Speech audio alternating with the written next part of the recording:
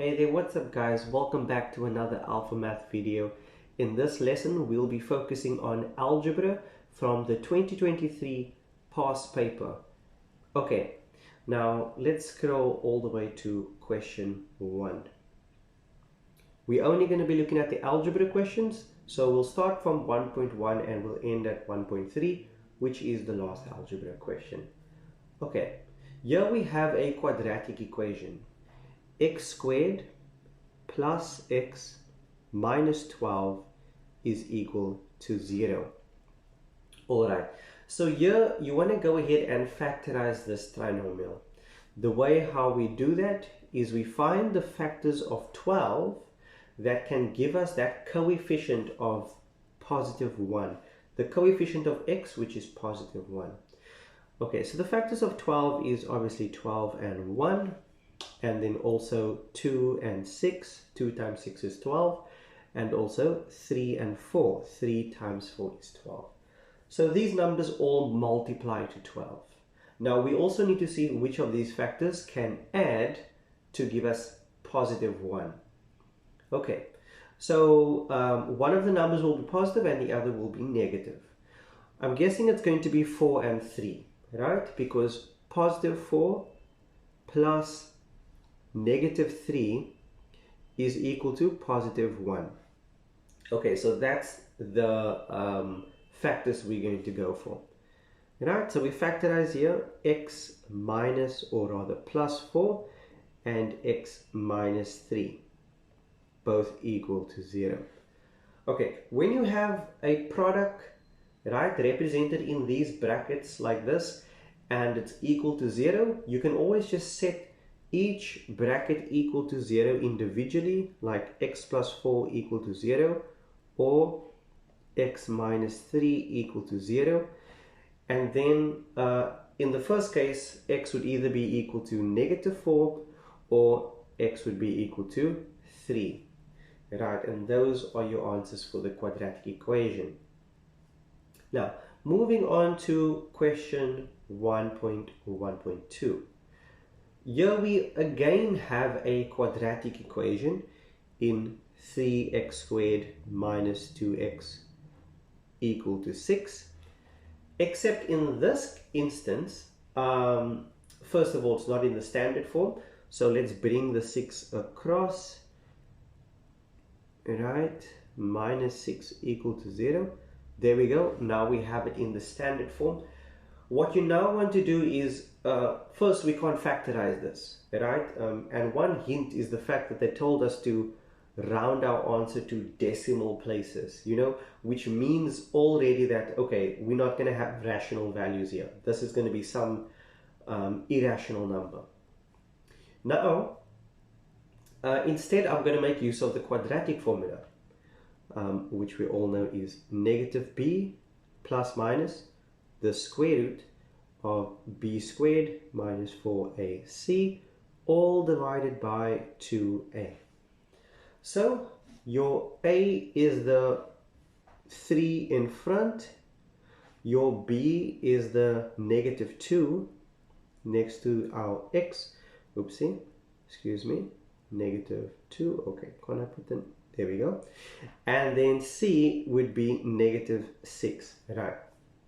Now let's substitute this in our formula. Okay, negative b plus minus square root b squared minus 4ac. Okay, all divided by 2a.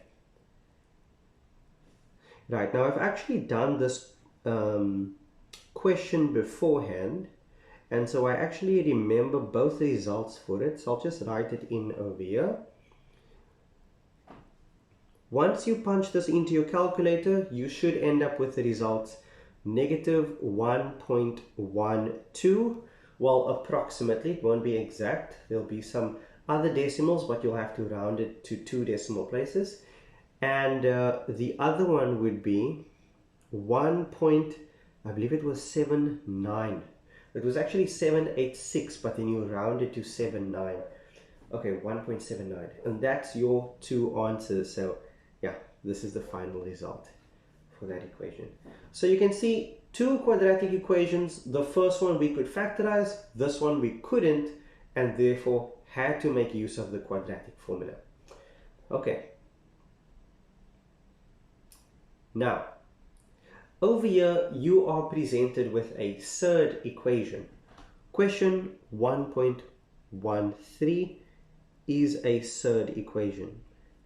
Now, a third is that square root symbol you see over there, okay? That radical symbol. Now, to get rid of that, you need to square on both sides. So, squaring a third cancels the third. It's like an inverse operation, okay? So that cancels, and you are completely just left with 2x plus 1. Okay. Now, here we have a binomial that's being squared, and I'm just immediately going to go ahead and write out the product for that. Now, if you are a little bit uncomfortable with how I got to this product, you can do it the long way by writing out the bracket twice, x minus 1 times x minus 1, and then you can actually just go and multiply all the values like you normally would for any other equation. Okay, and I'm perfectly fine with that, but I'm just showing you the result already. Right, now let's add up some like terms. Okay, I'm going to take the 2x as well as the plus 1.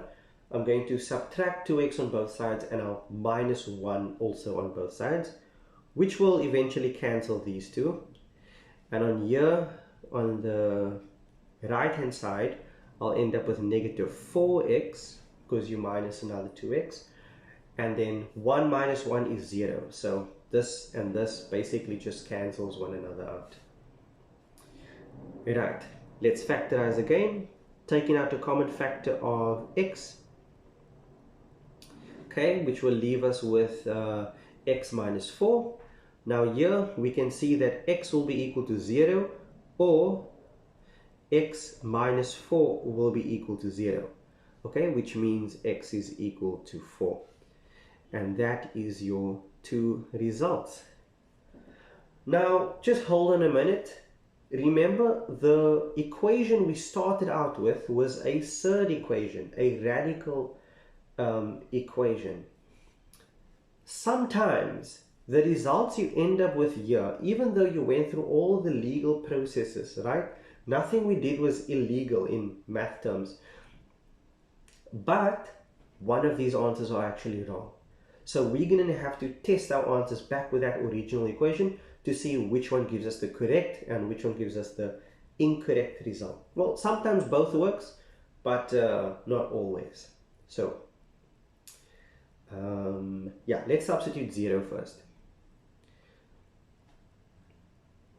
So we have square root 2x plus 1 is equal to x minus 1. Let's see what happens when you plug in 0. So this becomes 2 times 0, which is just 0. Okay, so this whole thing just falls away. And so you are left with the square root of 1, which is 1. Okay, that's on the left-hand side. Now let's see what happens on the right-hand side. If x is 0, that's 0 minus 1, which is equal to negative 1. Now how can the left-hand side be 1 and the right-hand side be negative 1? This must mean that it's wrong. Okay, so the answer of x equal to 0 cannot be true. This one is incorrect. Now, out of suspicion, let's check if the other one works. I'm sure the other one is going to work, but let's test it out quickly. Using this equation here, we have 2x plus 1, so 2 times 4 plus 1 under the square root, and then equal to, on this side we have x minus 1, so that's 4 minus 1. Okay, so that's just 3, right? We're going to see if this is also equal to 3. 2 times 4 is 8, 8 plus 1 is 9, and the square root of 9 is also 3.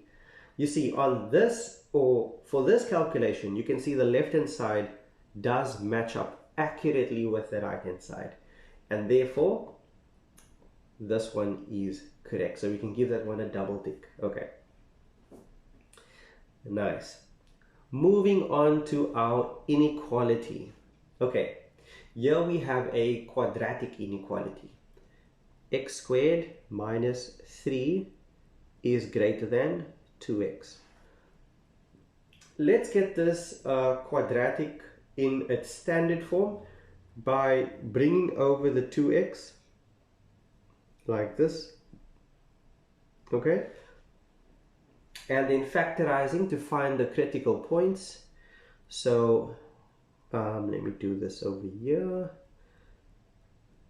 Right, the factors of 3, well, 3 is a prime number, so the only factors for 3 would be 3 and 1, and how they end up to give us negative 2, it'd have to be negative 3 and then plus 1, right? Negative 3 plus 1 is negative 2. So in this case, either x minus 3 is equal to 0, which leaves us with x equal to 3, or x plus 1 is equal to 0, which leaves us with x equal to negative 1. Okay, these are your critical points. Let me just put CP over there. So you understand, this is not the final answer for the inequality. This is just the critical points. By the way, let me make this point. If your question is an inequality, your answer, your final answer will also be an inequality, okay? So if the question's an inequality, the answer should be an inequality. It wouldn't be an equation, right? So first I'm going to represent this quadratic on a number line. Okay, so I'm going to graph it like that. Over here we'll have negative 1, and then over here we'll have 3. Remember to always put the smaller value on the left and the bigger one on the right. Okay, so negative infinity would be on this side, positive infinity would be on that side. Now, we need to evaluate where this quadratic is greater than 0. Greater than 0. You can also see here, greater than 0. Alright. Greater than 0 would be all the x values that we see where the graph is above the x-axis. So basically here, where the graph is above the x-axis, that's greater than 0. Where it's below the x-axis, like here, that's negative, okay? That's less than 0. So all the x values that gives you a graph above the axis is the x values that is greater than 3 and the x values that is less than negative 1. So these are your answers. Negative 1, x is less than negative 1, and x is greater than 3. So can you see, your answers are not these. That's just your critical points. In fact, I don't even think they mark you for that critical points. But they do mark you for the eventual answers. X less than negative 1 and x greater than 3. Right. Moving on to 1.2. This is now our simultaneous equation. Okay, let's have a look. We have x plus 2 equal to 2y, and we have 1 over x plus 1 over y equal to 1. Okay. Now for this x plus 2 equal to 2y, I'm going to rewrite that equation as x equal to 2y minus 2. I'm simply subtracting 2 on both sides to get rid of this over here, and then you can see it appears now on the other side. Okay, cool. However, for this other equation, I'm going to multiply both the left and right hand side by xy. I'll multiply the 1 by xy, and I'll multiply the 1 over x by xy, and I'm also going to multiply the 1 over y by xy.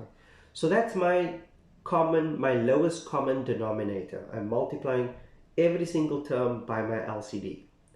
Okay. When you multiply the 1 over x by xy, you get, first of all, the x's will cancel and you are left with y. When you multiply 1 over y with xy, the y's cancel and you are left with x. 1 times anything stays the same, it doesn't change the product, so it stays xy. Okay, 1 times xy is xy. Now, what do we do now? Oh, okay. So I'm going to make use of substitution here. X is equal to 2y minus 2. I'll be substituting this with my x over here as well as my x over there.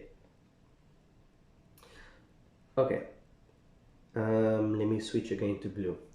So this is y plus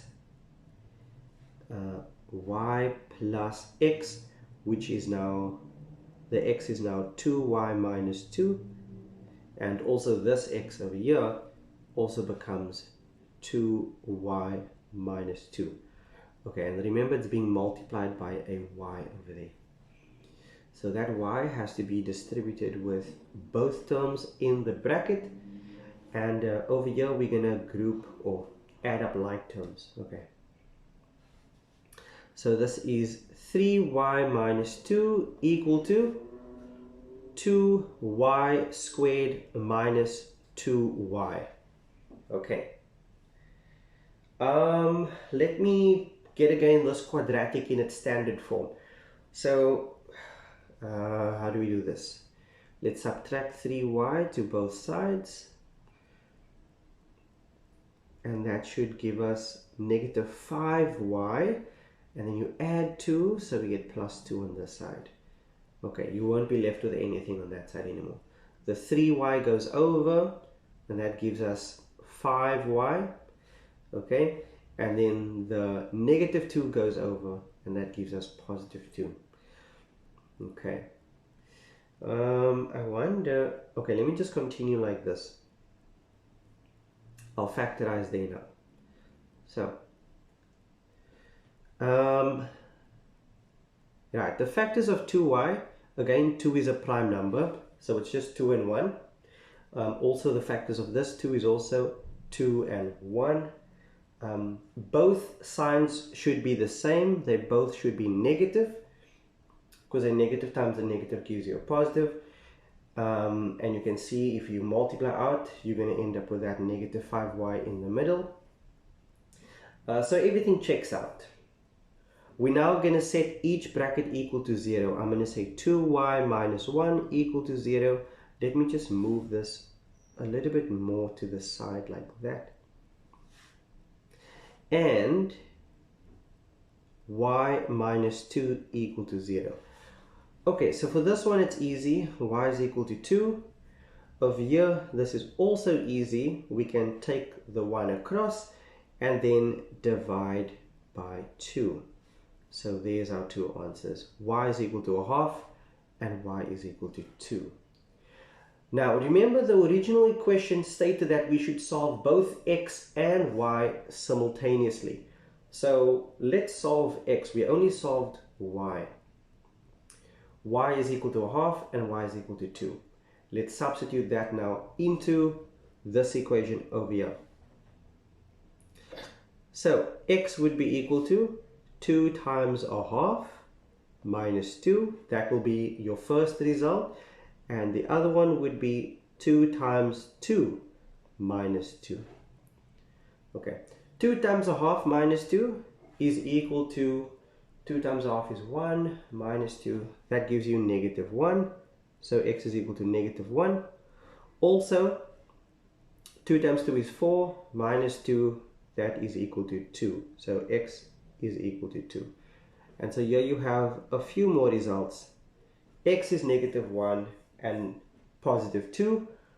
And then over here, y is a half and y is positive 2. Okay. So there's all your answers. Now you could write it in coordinate form where you link each x to each y, but I don't think I have any space, so I'm just going to leave it as that.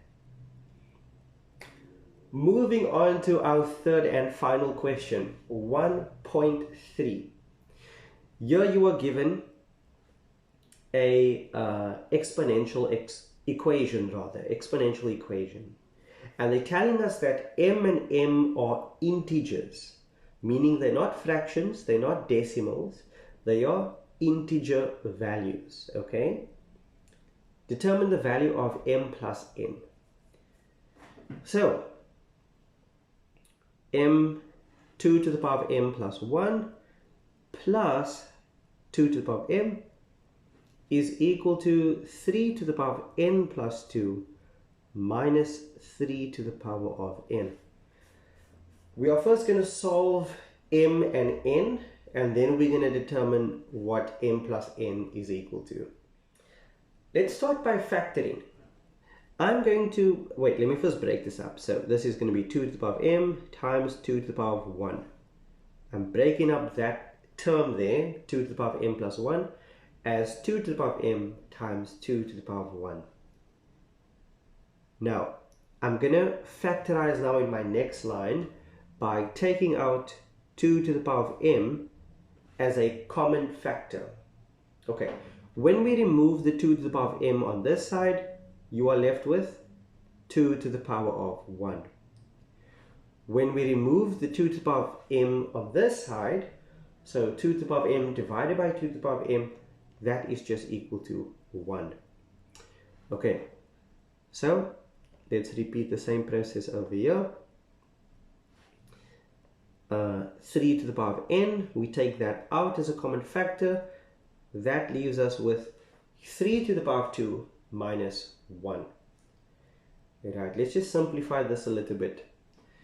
2 plus 1 is 3. Okay, so that's just 3.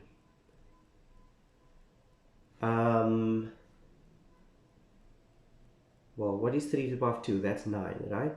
9 minus 1, that's 8. So this is 3 to the power of n times 8. Just make that a little more neater. Okay. Right. We can now divide. Let's see. I want to show you what's happening here. I'm going to divide by 3 to the power of n on both sides of my equation.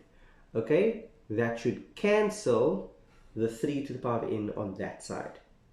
But I'm also going to divide by 3, which would cancel this 3.